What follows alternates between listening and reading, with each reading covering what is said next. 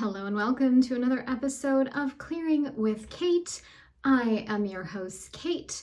We are here at the Peace Palace today. We just did our energy exchange, and if you got to see that, you'll know that what I chose today is to override the charts, which hopefully that was okay for me to do, because what I was feeling was tapping into the energy of this new moon in Libra, calling in balance, calling in harmony, and releasing discord, releasing imbalance, releasing disharmony, so that we could really embrace the energy that this new moon is trying to call in for us, right? We're trying to call in balance, trying to call in harmony. Libra is all about relationships, and that certainly is most often relationships between souls, relationships between people, but that can also mean a relationship between you and yourself, you and something else. Maybe your relationship with work is out of balance. Maybe your relationship with exercise is out of balance. Maybe your relationship with food is out of balance. And this new moon is giving us the opportunity to really look at that and decide what we want to do for ourselves as far as moving past that. Let's see if she can talk today. Moving past that so that we can find that balance and that harmony between ourselves and those people, ourselves and those things that I mentioned. So that's what we're going to work on today. We already did it with our energy exchange. We already embodied ourselves as the energy alchemists that we are. And now we are going to dive into the charts. Now we are going to dive into, I'm trying to find the right spot where this sun is not too distracting. We're going to dive into the charts and we're going to say what might be blocking us to balance, what might be blocking us to harmony, what might be blocking us to balance specifically in relationship. So this is something that I've thought about a lot for myself lately, and I wouldn't even just say lately, I would say over the years. I have had in the past disordered relationships with a lot of things, and I think many of us have, or else addiction wouldn't be a problem. Breakups wouldn't be a thing. The divorce rate wouldn't be so high, right? Because we're all struggling on some level with a tendency or a program or a block to balance and to harmony in our relationships. And so that's what we're going to look at today, together with the help of spiritual response technique. And so I've got one of my new pendulums here with me. I think I might have actually used this one before. This has got my cute Monopoly Scotty dog on the bottom, which I really like. And then, I'm really excited because, like I said in my energy exchange, I was able to take a whole bunch of photos today with this beautiful light. Actually, I really like to take advantage of the natural light. Everything photographs better in natural light. You can just see its true authentic beauty so much better in natural light. And so I was able to take a whole bunch of photos, and then this evening, and actually throughout the course of this week, because I don't want to set a standard too high for myself, speaking of balance and harmony, I'll have all of those posted on my Etsy. I have made them over the course of the last few weeks and offered them up in some of my markets, but have not been able to get them online. So now they will be available for purchase. For those of you who are interested in either expanding your collection of pendulums or beginning the work of dowsing. And I also have some downloadable guidebooks to help you just kind of get the 101 understanding of dowsing and what it is. I also, in those downloadable guidebooks, I have some charts for you to start practicing. And then I also have my personally designed dowsing pads, which are also available on my Etsy shop, where you can begin practicing how to use a pendulum. If you've never used it before and you want to start to branch out beyond the no and yes answers, then this is the perfect sort of next step for you. So those two things are available on my shop, and you can also just contact me directly if you want to hear a little bit more about all of that. So okay, enough of all of that. Let's get started. So as always, we have Prep to Work. Spirit and the collective and I are one. We work together as a team. We are here with the intention to find, release, destroy, resolve any blocks, any issues, any programming that might be getting in the way of us experiencing relationship harmony. So let's call upon the beautiful energy of Libra Libra, that goddess of justice, to really help us here and guide us into what we need with our charts today. So the first thing that just came up is how to change your life, chart 19. This is, I explained it yesterday, like this is like grandma's good advice in my mind. This is how I at least interpret the chart, is like, this is what grandma's saying. Like, this is grandma's like, hey, this is something you can do. This is something you can adjust. This is something you can lean into. This is something you can change. So we are going to, I'm not complaining about that sun, but it is a little challenging. Giving. So the balance in giving is so interesting, because yesterday we worked on reciprocity and generosity and this giving and receiving. So are we, is a collective experiencing imbalance in giving? Like, I should say an overabundance of giving, or an how do I word this? Okay, let's try that again. So are we experiencing too much giving, not enough giving, or maybe some version of both? So too much on this side, not enough on this side, and then maybe something right in the middle, something right in the middle. So there's just an imbalance of giving, and that's probably reflective of a lot of people's relationships, right? So there might be something that you're giving too much energy to, something that you are something or someone that you're giving too much to and not getting enough in return. And then it could also be the opposite, where you are someone who is in a deep, deep state of allowing other people to give to you, allowing things to give to you without you actually meeting that giving halfway. So we're just going to clear any blocks there are to giving, and then we're also going to help resolve in anyone this desire to overgive. And I'm just actually asking right now for truthful, compassionate conversations to be had between people so that this issue can be addressed. I think a lot of people don't even realize it's happening, and it's a really scary thing. I think especially as someone who overgives, it's a really scary thing to bring that up in a relationship. You don't want to damage the relationship. Obviously, you're overgiving because you love and care for someone, and you don't want to hurt that and damage that by saying, hey, I feel like I'm giving too much and you're not giving enough. That feels really icky, especially for those givers. So I'm just calling in truthful conversations, balanced conversations that can be had so that that can be rectified and remedied. Rosie's here with us today. She just had her dinner, so she's hunting around for something to do. We are going to go to the river after this, but I wanted to get this done while we still had some light. Okay, chart 21. Open to receiving greater good. This has come up a lot in the charts recently. So what percent is the collective open to receiving greater good? 0%. So what is causing this lack of openness? How can we open the collective up and unblock them to receiving greater good? So this is 6C. 6C, which is some archetypes and some other kind of discordant energies, interestingly enough. Interesting. Was that death or was that ridicule? Ridicule. Oh, wow. Interesting. So we're just asking to clear the energy of ridicule that anybody may be experiencing right now. And we're clearing anybody. Here we go. How about this? We're clearing anybody who might have received that feedback about the giving and the receiving imbalance. We're clearing anybody who feels that that might be coming across as ridicule, and opening everybody's ears to hear feedback with the most pure and positive intent of the person giving it. Oh, so that the greater good can be achieved, right? The greater good, which is we have balance and harmony in our relationships to people and to things.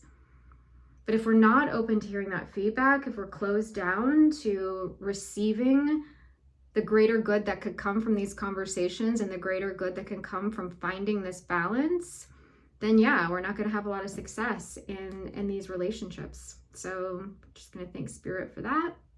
What else is going on here that we need to clear? Chart 11, soul energy programming, dysfunction of expression.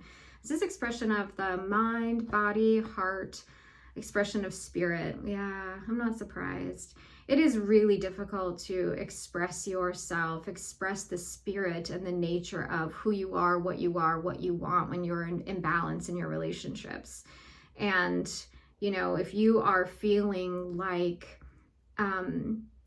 what you give is not received well, whether that's feedback, whether that's love, whatever that may be, if you feel like it's not received well, then absolutely you're going to start fearing expressing yourself, fearing expressing your needs, fearing, asking for what you want. And so that becomes then a dysfunction of expression. And I cannot tell you how many people that I have worked with who have said and talked very openly about this deep, deep fear of telling people what's really going on for them, because they're afraid of it not being handled well. And they are afraid of creating and causing dysfunction when really what they're trying to cause and create is harmony. And so we're just clearing any dysfunction of expression that anybody might be experiencing right now, opening them up fully and completely to accepting whatever outcome may come when they express themselves, express their spirit, express who and what they are and what they need and what they want.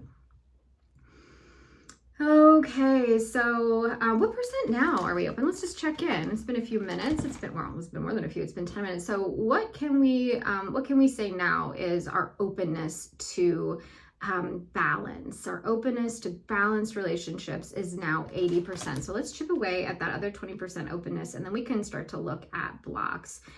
So maze is what just came up. So a maze is sort of this spiritual, energetic, a maze, literally. I don't have to explain what a maze is to you. You know what a maze is. And we can get ourselves stuck, right? So I'm going to put my pendulum down for a minute because somehow I feel like I always express my words better when I use my hands. So here you are this spiritual being, right? And you are locked inside this grid work, right? The grid work of a maze. Imagine you're one of those coloring books as a kid that has like all the different activities on it. You got your word search, you got your connect the dots, you have your maze. And there you are as this little spiritual being trying to find your way through this maze, but you don't have that 30,000 foot view, right? You're not the kid with the crayon. You are in it. You are part of this being that is trying to navigate this maze. And I know for me, that is so indicative of what relationships feel like sometimes. Again, relationships to anything, right? I'm trying to navigate my relationship with work. I'm trying to navigate my relationship to exercise. I'm trying to navigate my relationship to health and wellness, to wisdom, to spirituality. I'm trying to navigate this relationship that I have with the world around me. And again, I'm trying to navigate this maze of relationships with humans and with other people. And it's challenging. And so, what my teacher has taught us to do is we use the power of our mind, we use the power of our visualizations. You can use the power of your breath. You can use the power of whatever method works best for you. But I really do feel like visualizations work great. And that is seeing ourselves there in that maze. You can either be at the beginning of the maze, you can be in the middle of the maze. And all of a sudden, just watching that maze be dissolved and disintegrated. The grid work, the pattern, the walls, the corners, every little nook and cranny of that maze is suddenly flattened. It's dissolved, it's disintegrated. If you prefer, you can watch the entire maze being drawn up like a curtain and it's just disappearing so that you can walk forward fully functioning, doing this amazing straight line into your future, into the balance that you want, into that beautiful, harmonious relationship with those things that I mentioned earlier. And so we're just claiming that it is so. We're claiming that it is because we know that this is meant for us. We know that we have that 30,000 foot high self committee up here who can help us navigate that maze. And we also know that we, as the powerful beings that we are, can just destroy and disintegrate that maze. So that's what we're doing now. Spirit, have we gotten ourselves out of this maze? And sometimes I just ask, I'll use my hand. Yes, we have. So that's great. So we can move on now. Okay, so now what percent are we open to balance and harmony in our relationships? 100%. Okay, and so what percent are we still blocked to balance and harmony? So we're 70% blocked to balance and harmony. So we're going to chip away at that now till we get to 0% blocked. So what can we do, Spirit? What are the blocks that we can find, that we can release, destroy, dissolve? Themes, challenges, and soul qualities. Chart 2. Okay, so I am seeing composure and benevolence. Composure and benevolence. So Spirit, is this composure, benevolence, or both? A little bit of both, right? Ooh, how about our ability to keep our composure when we are experiencing that imbalance? Our ability to give benevolence when someone hurts us or causes us to experience some sort of dismay or triggers us, right? How do we keep our composure in a relationship when we're triggered? How do we offer benevolence when someone hurts us? How do we offer benevolence and forgiveness to ourselves when we've disappointed ourselves? Maybe you drank again after not having drank for a while. Maybe you have taken weeks off of exercise and you're just beating yourself up over this. And I'm just here to tell you right now that you can forgive yourself, you can compose yourself, and you can try again. Balance is achievable at any time. We just have to choose it. We get to decide when we are imbalanced. And yes, of course, there's other factors at play. I never want to make it sound like it's all that simple or all that easy. I know that it's not. But I also believe that we are such powerful, powerful creators. And the way that I know this is because of my own lived experience with this truth. I am not telling you this from a place of BS. I'm not telling you this to try to sell something. I don't care if I sell another single thing related to SRT or pendulums. I will still do this whether I make any money off of it or not, just because that's how important and powerful this has been in my life. So is there anything in particular blocking our composure and benevolence? Yes. What is the block to our composure and our benevolence? Spiritual realms programming.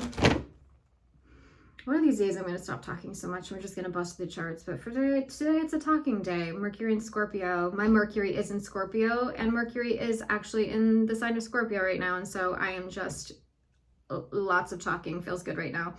So the cutting edge of the soul, which is the place where learning new things begin. So we're asking to clear the place where learning new things begin. This has come up in the charts many times. This has come up in clearings many times, both on these clearings that I have posted and also in my sessions with people. So we're just saying we are clearing that cutting edge of the soul. I love that term, the cutting edge of the soul. I'm imagining here's our sword, right? And our sword represents our air, the air energy. This is in tarot and this is also in astrology. And we are clearing that edge of the sword, right? Because if it's all bloodied and gunky and full of muck and soft, right? There's no hard edge there. There's no sharp cutting edge there. We're not going to be able to do the work with that sword that we need to do, which is cut through the noise, cut through the ridiculousness, and cut through all of the information that we get in, where we learn and we refine down and we absorb and we discern what is the truth that we need to be learning here.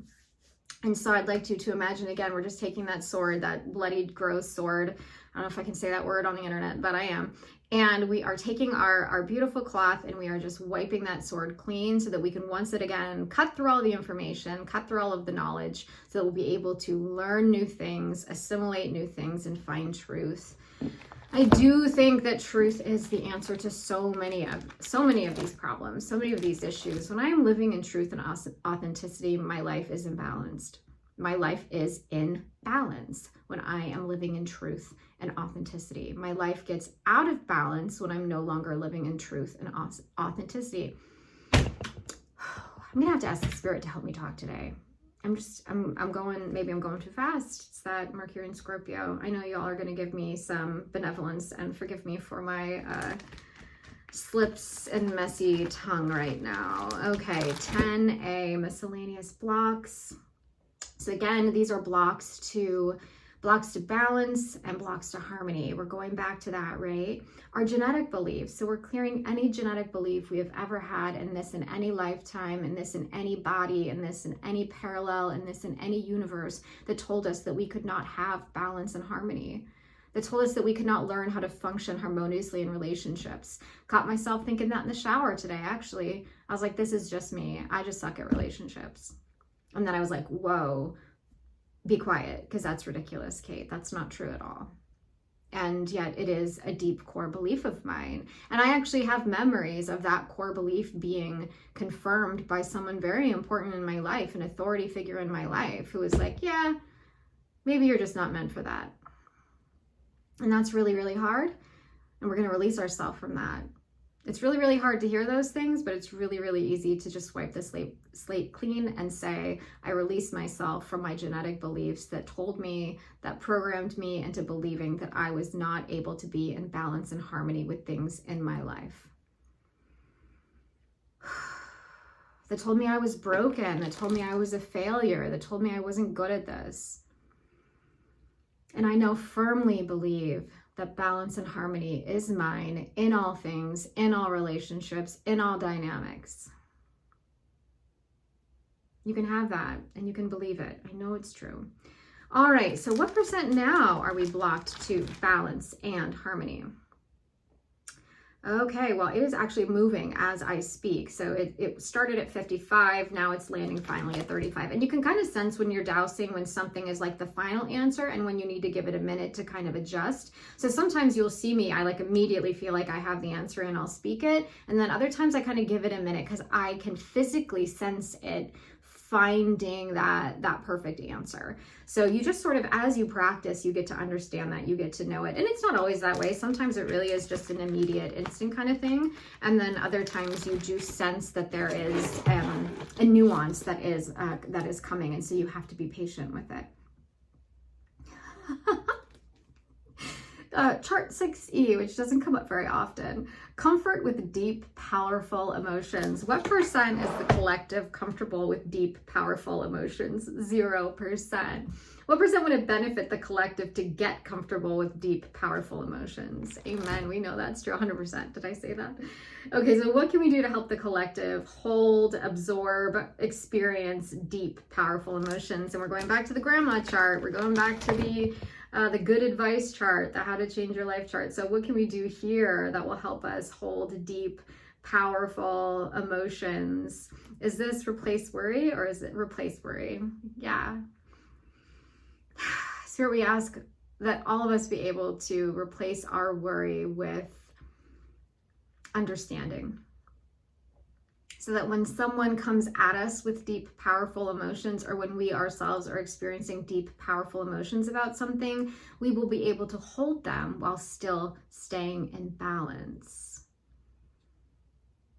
So how do we do that, right? And I think of the elements, actually. I think fire is a deep, powerful emotion. Water is a deep, powerful emotion. And so what do we need to balance those two big, powerful elements, those big, powerful energies? Well, we need our friends. We need the air. We need our thoughts and our mind, and we need our grounding. We need our root. We need that core of our chakra system, who we are, grounded deep down at our center. We need to call on those things. So when you're feeling yourself pulled by these deep, powerful emotions, you can hold them. You really can, but you need the balance of all four sides. You need the balance of all four elements. And you can say out loud to yourself, I call upon the help and support of the four elements to see me through these deep, powerful emotions.